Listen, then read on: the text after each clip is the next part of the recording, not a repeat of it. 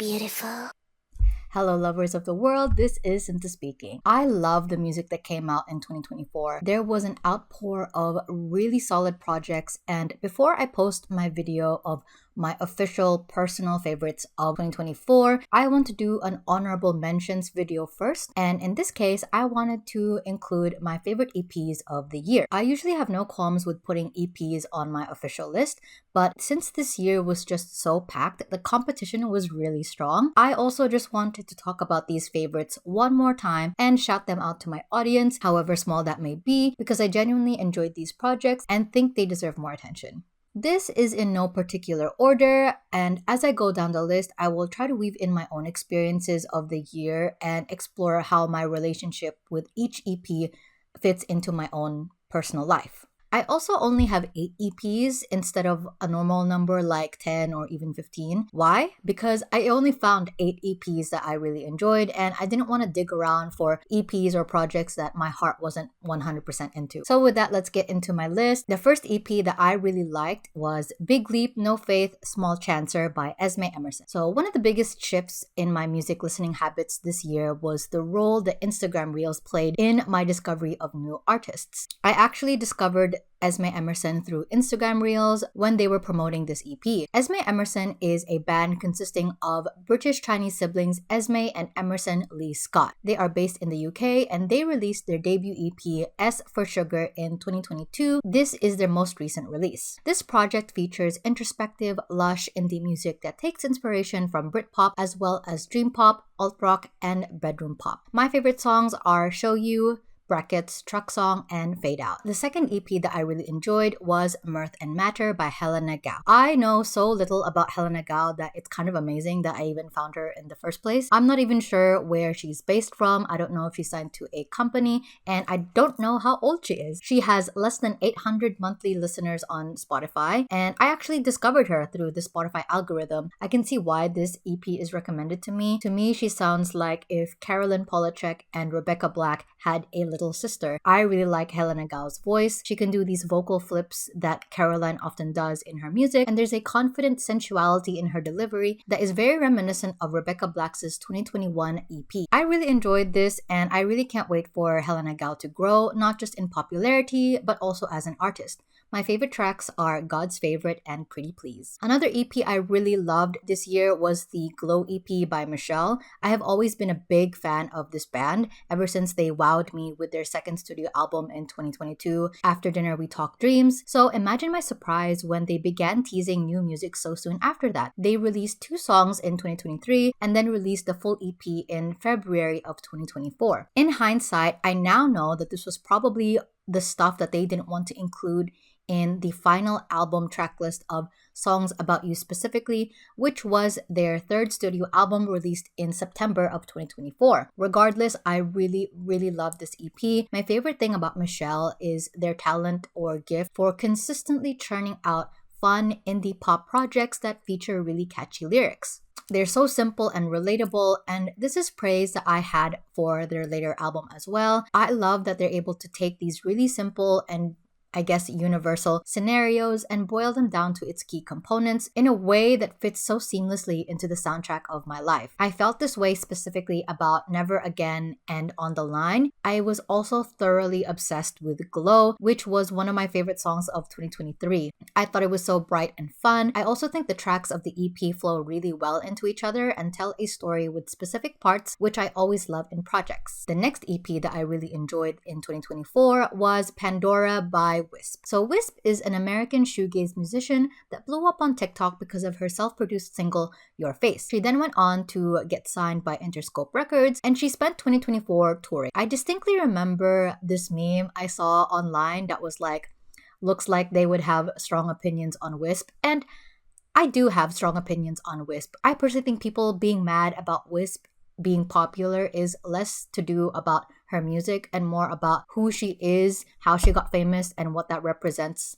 for them and the shoegaze community. Wisp is a young, attractive Asian woman, and I don't think most shoegaze listeners expect or envision that when they think of shoegaze. I kind of had this conversation with my friend where I realized that a lot of the traditional shoegaze acts of the past tended to be bands, and I feel like just pretty recently have we seen shoegaze musicians that are solo artists. And I think that's a shift that could only really happen because of technology, in the way that people can do self-produce music by themselves and not have to rely on like multiple members to bring in different instruments and stuff. And this is definitely the case with Wisp when she released her first single, but I think there's other stuff associated with Wisp that people are angry at. I feel that the vitriol she gets is disproportionate to what people usually would throw at other acts if they didn't like their music.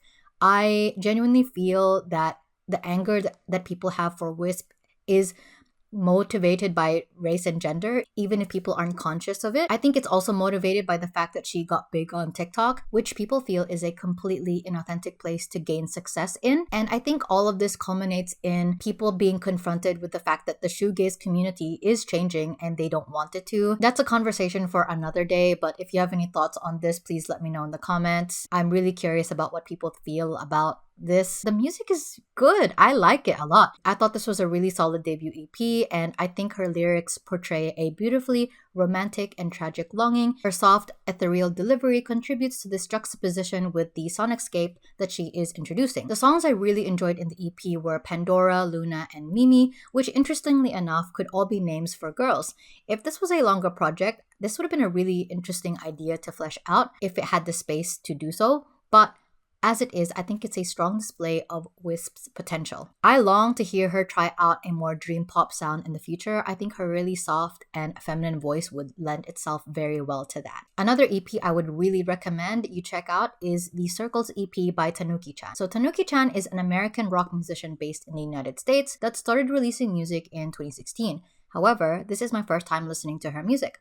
My friend recommended me this EP, and I really enjoyed it. It even features Wisp in the song It Gets Easier, which happens to be one of my favorite tracks of the EP, alongside the titular track, Circles. The next EP I would recommend people listen to is I Did by Yves. This is one of the 3 K-pop projects on this list. In any other year, I think I would have reached like 10 or 15 favorite EPs if I kept up with K-pop more consistently, since I do love K-pop. And as a genre, K-pop acts are more likely to release shorter projects like EPs.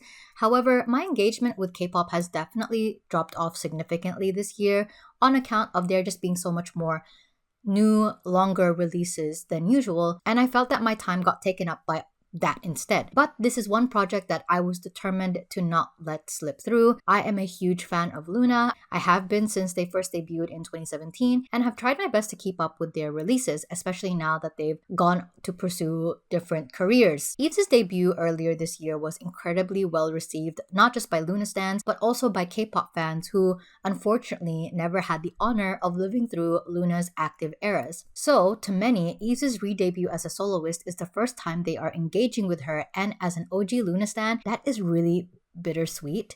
On one hand, of course, I'm devastated that they never got to see Yves in a group, but on the other hand, I think Yves is finally blossoming into her very own artist, and it's very clear in this EP. While I enjoyed the first project that she put out, I definitely think this is much better than that, and it's exciting to imagine that she will continue to get better the more music she releases. I love that she feels comfortable enough to write lyrics in English, and she is doing an incredible job. I think from her releases, we can predict a vague trajectory or outline of her career. While she will never fully let go of the K-pop aesthetics, you can take the idol out of K-pop, but you can't take K-pop out of the idol, is what I'm trying to say. Therefore, I feel like she will pursue not necessarily a Western pop music chapter in her life, but given her audience and the resources at hand, I can see why she's going down this route. I love the title track Viola. It feels so fresh and innovative. I love that Viola's lyrics are such a clear reflection of her feelings as she navigates being on her own. I also really love TikTok and Dim. Speaking of other K-pop idols who have left their group after they have disbanded, I really liked Kino's EP, If This Is Love, I Want a Refund. So everyone and their mothers have done UK Garage two-step at this point to varying degrees of success, as is with every trend. So while it wasn't a huge surprise that Kino would also want to try his hand at it, I was more so surprised at his commitment to it with this project. Usually K-pop projects will feature multiple genres in the same EP, and the best of them will strive to find a balance between having those multiple genres and still shaping that to still follow a cohesive identity or story or narrative. It's a lot rarer for a K-pop EP to be dedicated entirely to one sound or style, which is what this is. This is Kino's first solo venture after Pentagon had disbanded, and I genuinely did not expect it to sound like this. Very similarly to Yves, I think he is doing his best to navigate suddenly being a solo artist and transitioning into a new entertainment company. Therefore, he has new resources at hand and basically the freedom to do whatever he wants. And I guess what he wanted to do was this sound, and I think he pulled it off really well. Similarly to Yves, I'm actually surprised at the amount of English in the lyrics. Valentine is the only song that is in Korean and the only one that deviates from that UK garage two-step sound. The project is short by nature. Short and few songs make for a short listening experience, but you get the feeling that he says everything that he wants to say. Short and sweet. The last EP that I want to shout out is actually an EP that I don't think really needs a lot of shouting out anyway. It's just one that I liked enough to talk about. I really liked I Like You by Illit. So Illit is a K-pop girl group that debuted earlier this year with their hit song Magnetic. They are under Hybe labels and they went through like kind of a rough first few months. I think they're kind of still going through it, TBH, but that hasn't stopped them from releasing the kind of music that I really gravitate towards. Not only is it my type of cutesy, sweet girl group sound, it is also a pretty good improvement from their debut EP, which I thought was kind of boring. This EP is saccharine and sugar sweet. I personally get a rush of gender euphoria listening to songs like these, which is, as the kids would say these days, were written with a glitter pen. This EP to me is sort of the epitome of the Gen Z K-pop song style. Songs that are not necessarily carried by the most technically proficient vocals you've ever heard. Like, these girls are not trying to be Adele by any means, and the lyrics aren't trying to be Fiona Apple either, but they are catchy and they're good at what they're intended to do, which is to go viral on social media and get stuck in your head and give you that rush of dopamine that makes you keep coming back for more. If you like cutesy, hyper-feminine, and youthful bubblegum pop music, then this is for you. Obviously, if you don't like that, then you don't have to listen to this either. My favorite tracks are I Like You, Pimple, and Tic Tac. And that's it. Thank you so much for watching. If you enjoyed it, please hit the like button. Let me know what you thought about these EPs that I mentioned, whether you've listened to them or whether you disagreed with my opinions. You can also let me know what your favorite EPs were in the comments. If you want to see more of my work, feel free to subscribe. I post videos about music, books, and films. All my social media links are down in the description, alongside my Patreon and Ko-fi pages if you want to support my work. I look forward to sharing my love with you again next time. I'll see you soon.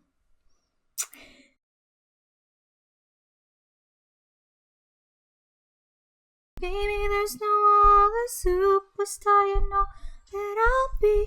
You can take the idol out of K-pop, but you can't take the idol out of the K-pop. Wait, what?